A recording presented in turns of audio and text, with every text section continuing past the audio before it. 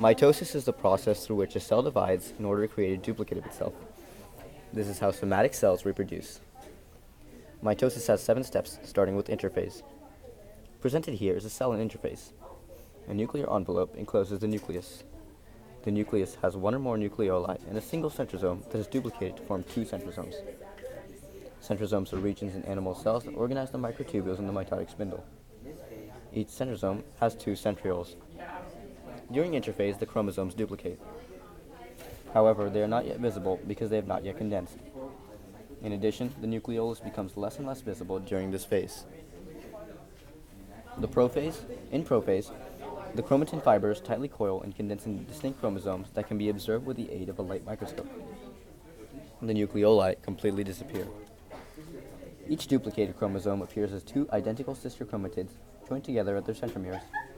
In some species, these identical sister chromatids are joined along their arms by cohesins. This process is called sister chromatid cohesion. The mitotic spindle, called so due to its spindle-like shape, starts to form. The mitotic spindle comprises of centrosomes and their extending microtubules. The radial arrays of shorter microtubules that extend out of the centrosomes are called asters. The centrosomes move away from each other, driven in part by the lengthening microtubules in between them. The nuclear envelope also fragments. The microtubules extending out from each chromosome can now occupy the nuclear region. The chromosomes condense even further. Each chromosome's 2 chromatids now has a kinetochore, a structure made up of proteins that have assembled on specific sections of DNA at each centromere. Some of the microtubules attach to the kinetochores, thus becoming kinetochore microtubules, which tug the chromosomes back and forth. Non-kinetochore microtubules interact with those from the opposite pole of the spindle. The centrosomes are now positioned at opposite poles of the cell. The chromosomes are lined up at the metaphase plate, a plane midway between both poles of the mitotic spindle.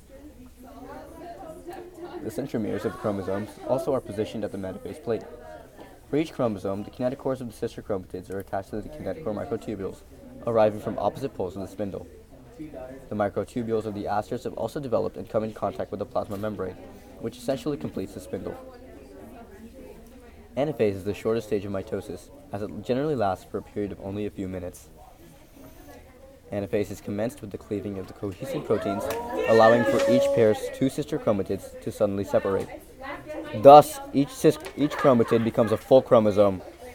The 2 released daughter chromosomes begin moving towards opposite ends of the cell as their kinetochore microtubules shorten. Because these microtubules are attached to the centromere region, the centromeres of the chromosomes move first, at a speed about 1 nanometer per minute. The cell then elongates as the non-kinetochore microtubules gradually lengthen.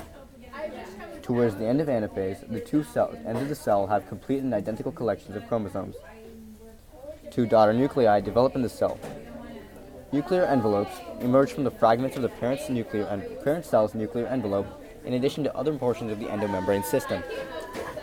The nucleoli also reappear, and the chromosomes begin to loosen up, becoming less condensed. All the remaining spindle microtubules are depolymerized, so they are essentially broken down into their monomers.